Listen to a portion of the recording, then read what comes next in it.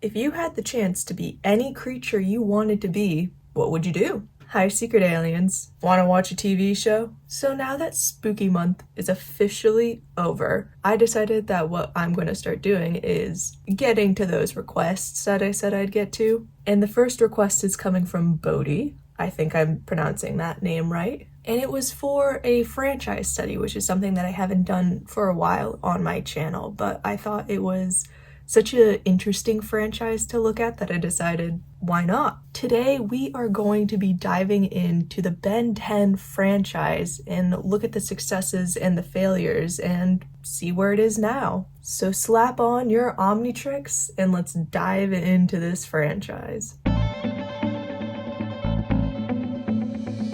We begin this franchise in 2005 with a series simply called Ben 10. And this is the era of Ben 10 that I recognize the most, so it was a little worrying when I saw that that was the very first one we would be looking at. This series establishes Ben, who is our protagonist. He's a 10-year-old boy, and he's on summer vacation with his cousin Gwen and his grandfather Max, who is later revealed to be part of this secret intergalactic organization. And on the first night of this camping expedition, Ben finds this mysterious watch-like device in his grandfather's RV. This watch attaches itself to Ben's wrist, and he now has the ability to transform into all of these different aliens. Originally, only 10 aliens, but then as he gets more confident in his powers, his Pokedex of aliens expands. And over the course of this series, you have the family fighting a bunch of different aliens and villains and criminals, but they always come out on top. And when it comes to children's television, this is a pretty liked TV show. On IMDb, it's got a 7.5 out of 10 with 25,000 reviews. And looking at the television shows of today, I feel like that is a pretty great score to have. And looking at the older reviews on IMDb that were posted when the show was still on air, it seems like people really were drawn to the freshness of this TV show. There hadn't really been anything like it on the air yet, and people loved that. They loved the story, the voice acting, and overall this was a great start to this franchise. Unfortunately though, the show was cancelled after 4 seasons. However, Ben 10's franchise did something very interesting during this era to sort of reboot and rebrand themselves. They would soft launch a bunch of different versions of this show. It was the same story, same characters, it just had different titles. So I thought that that was kind of an interesting way to draw in new audiences, but at the same time keep the fans on board.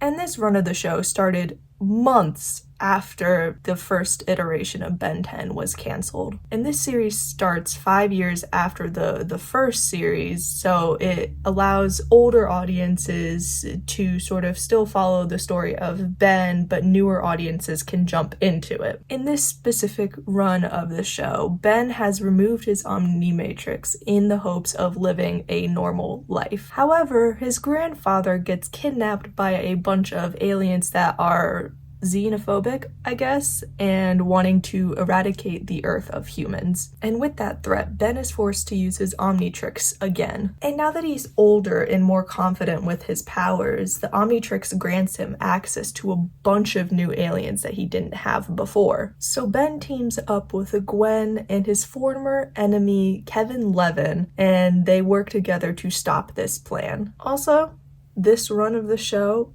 does have my favorite voice actors of all time in it. Yuri Lowenthal plays Ben in this run, and he's the voice actor for the PlayStation Spider-Man, and his voice acting is incredible. And Ashley Johnson plays Gwen, who is the original voice for Ellie in the Last of Us game, and she does so many other cool projects. But seeing that made me love this show so much more because Those are my favorite voice actors. And again, this series was very well received. It's got a 7.4 out of 10 on IMDb with 13,000 reviews. Again, audiences loved the uniqueness of this story, and while it was characters that we recognized, it was done in a way where it felt like there was some growth in these characters, and it was a newer story with old familiar characters. And again, Cartoon Network and the Ben 10 franchise did this really interesting thing where they soft rebooted again, and they came up with Ben 10 Ultimate Alien. I think it's fascinating how this franchise weaves in this through plot where you can watch these shows all together in a run, and there is this through story that you can fall in love with, or you can just jump season to season and still get the same idea. Ben 10 Ultimate Alien follows the story of Ben after he has done his final battle of the previous series and his Omnitrix was destroyed. Ben decides to replace it with the Ultimatrix, which is a way for him to evolve his alien forms into their ultimate forms. It's sort of like when you mega evolve Pokemon. That's the connection that I keep making here. And since his identity has been revealed to the public, he's sort of this international famous celebrity. People are so drawn to the fact that this guy can transform into so many different aliens, but the fame doesn't stop him from being a hero. During this specific series, Ben, Kevin, and Gwen are all working to stop this evil overlord alien who is trying to gather the 5 elemental powers for the ultimate prize. And while they're tackling this crisis, later in the run, the trio runs into this other interdimensional demonic entity who is just trying to take over the entire universe. And it's such a fun story to just go along with and fall into that world. And this run also has Ashley and Yuri as voice actors, so it's a win in my book, but I'm not the only one that thinks that. This run of Ben 10 is the best rated run with a 7.7 out of 10 on IMDb with 10,000 reviews. Again, I think audiences are drawn to the evolution of Ben's story in that linear plot that goes through all of these different soft reboots of the series. It's such a fascinating way to look at this show. It's not just a bunch of different versions of the same story, but there is a consistent through plot. I think at this point, audiences were loving the fact that they could still recognize the show and still recognize the story as they got older. It was this perfect balance between bringing in new audiences for each reboot of this show, but also having it stay true to its source material enough for older audiences to like it still. However, we start to reach the beginning of the end of this mindset.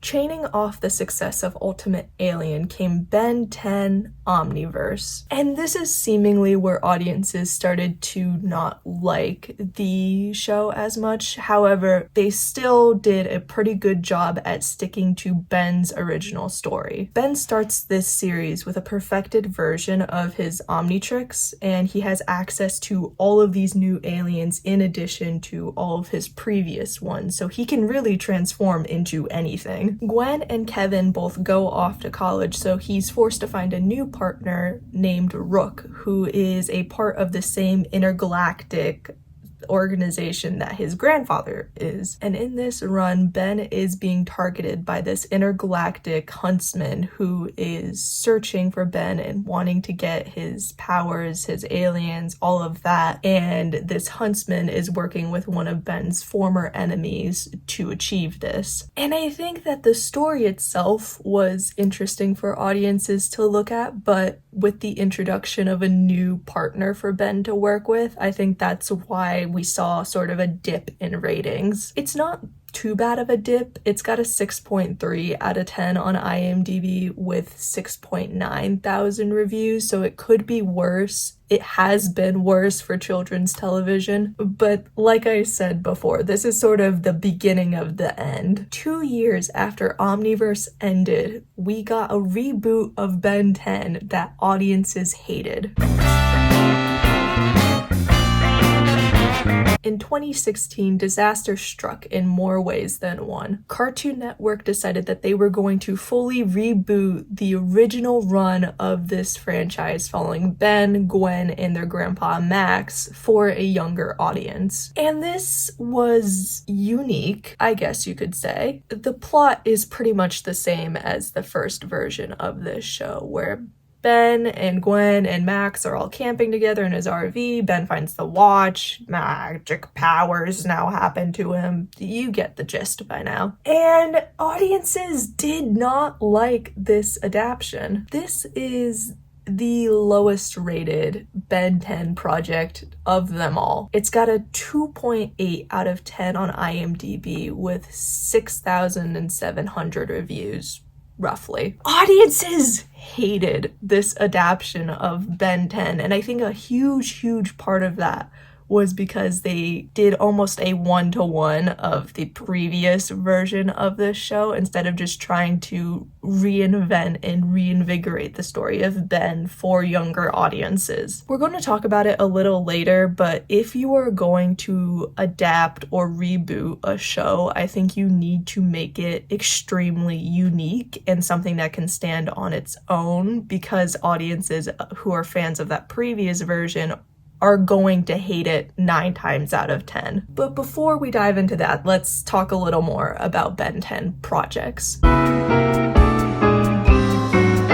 So in my research for Ben 10, I saw that there are 5 different movies that came out. There was Ben 10 and the Secrets of the Omnitrix that came out in 2007. Ben 10 Race Against Time also came out in 2007. Ben 10 Alien Swarm came out in 2009. Ben 10 Destroy All Aliens came out in 2012. And lastly, Ben 10 versus the Universe, the movie, came out in 2020. And something that was pretty unanimous in the reviews was it was a movie that was made for television. And I think it's okay to acknowledge that when you talk about movies, is some of them are just made for TV and they're not made to be in these huge theatrical spaces. I think that's something that more often than not people don't consider when talking about movies and TV shows, is it's not necessarily made with the same budget and the same writers as one of your blockbusters like Batman or Avengers Endgame. Those movies get so much more in terms of attention and budget and detail than something made for TV. So I think that having that approach and mindset is important when talking about these movies. And looking outside of the movies, it seems like the Ben 10 world has been pretty quiet. In my research, I found that there were talks of a few projects here and there and a few reboots, but none of them really came to fruition. And I think a huge part of that has to do with the pandemic coupled with the writers' strike and the actors' strike, where they just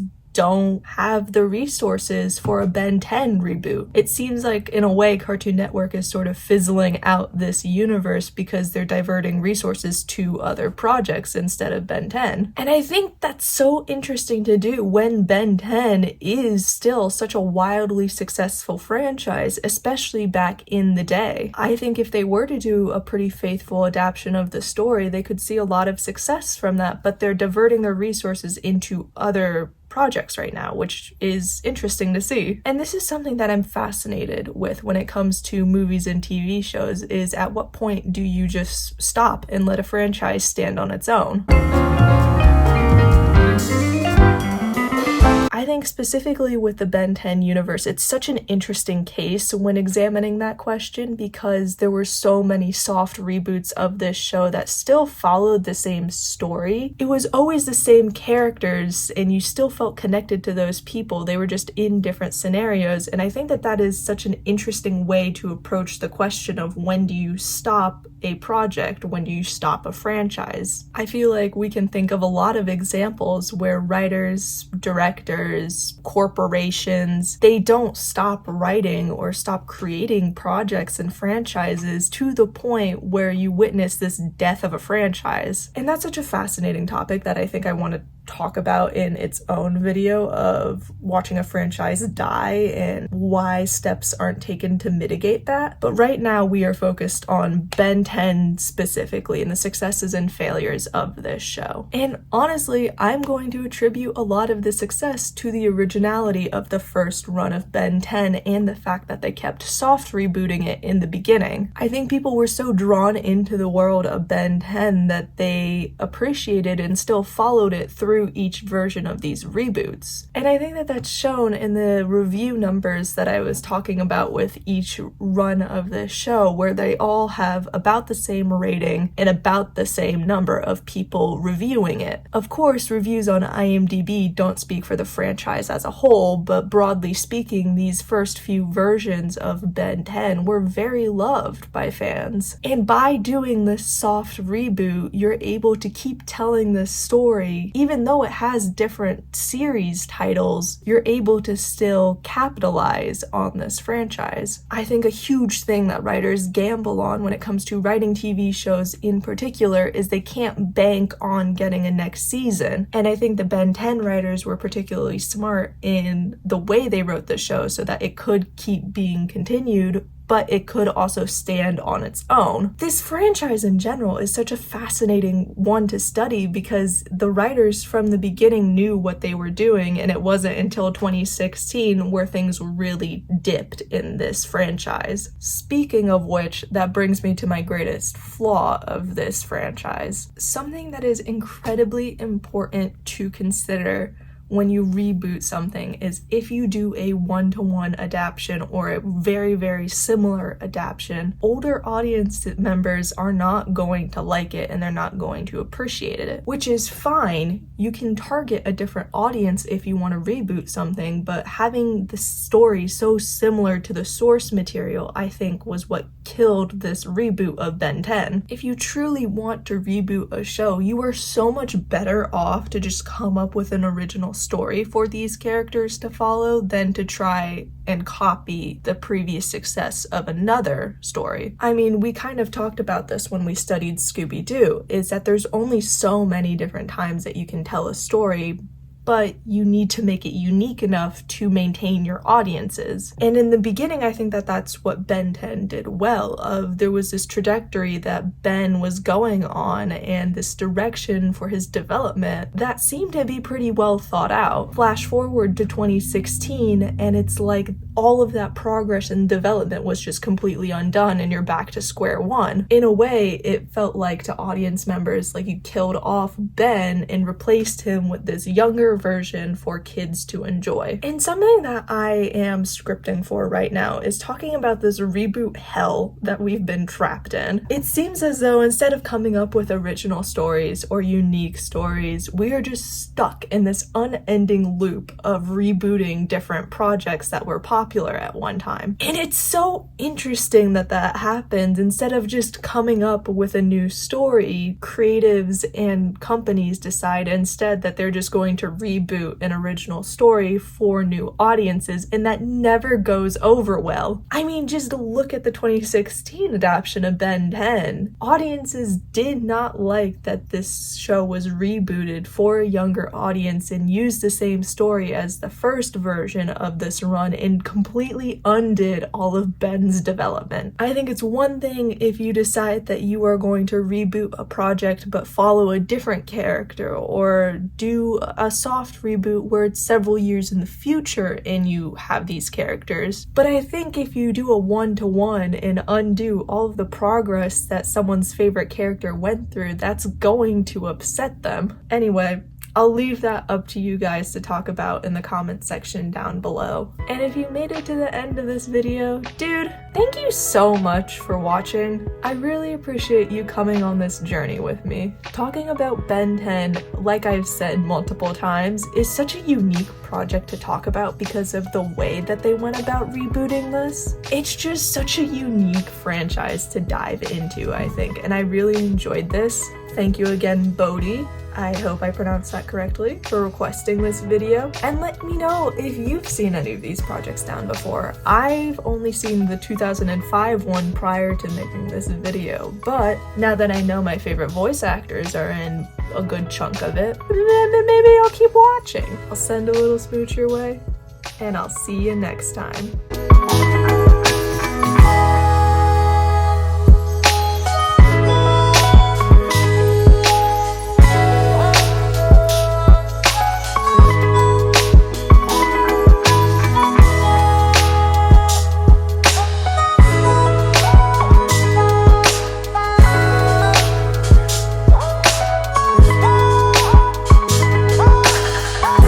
Dog. Wow. Oh my goodness. Look at her go.